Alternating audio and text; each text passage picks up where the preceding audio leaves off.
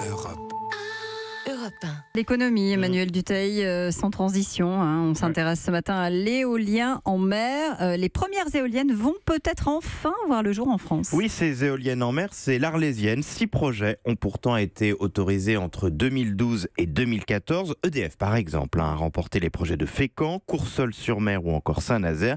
Mais depuis ce temps, pas une seule de ces éoliennes ne fonctionne. Il y a 2 raisons à cela. Il y a beaucoup de recours contre ces projets, notamment de la part de certaines collectivités ou d'associations environnementales. Ce n'est toujours pas terminé. Et puis il y avait un gros doute sur le financement. C'était très coûteux pour l'État.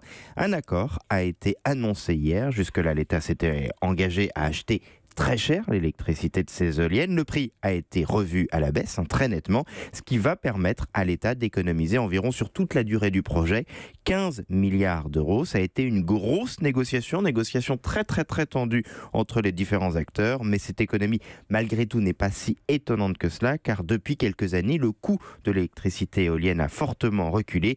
Hier, je peux vous dire que tous les acteurs que j'ai eu en ligne étaient très soulagés. Il y avait vraiment un gros doute sur l'avenir de ces projets. Là, semble-t-il, ça va enfin se faire. Et on mise vraiment sur l'éolien en mer. Oui, tout le monde s'accorde à dire que c'est une technologie porteuse, une technologie d'avenir. Selon le syndicat des énergies renouvelables, en même temps c'est l'ORCAM, cette technologie pourrait représenter d'ici 2030 10% de notre électricité. Il faut dire que la France possède le 2e espace maritime au monde, et puis en plus on a des mers et des eaux extrêmement propices, semble-t-il, à ce genre de technologie. Nos géants français sont plutôt en pointe dans le secteur, mais la France a pris un retard gigantesque ces dernières années à cause de tous nos atermoiements. Nos voisins sont plus en avance que nous.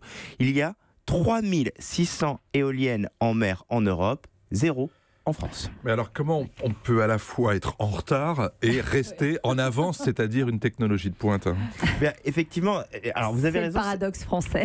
C'est le paradoxe français, mais parce qu'on peut en mettre un peu partout en Europe, donc on garde la technologie. Mais François a totalement raison, on est un peu en retard parce que c'est le hic de tous ces projets. En raison des doutes sur le financement et tous les recours déposés, ces projets ont pris beaucoup de retard, 4 à 5 ans de retard, parfois plus.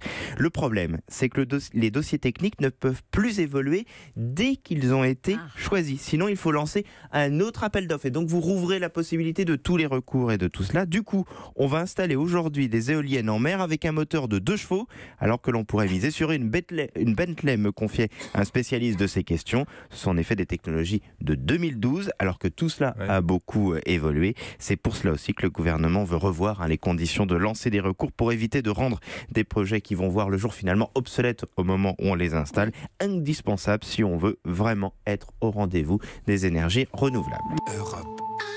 Europe 1.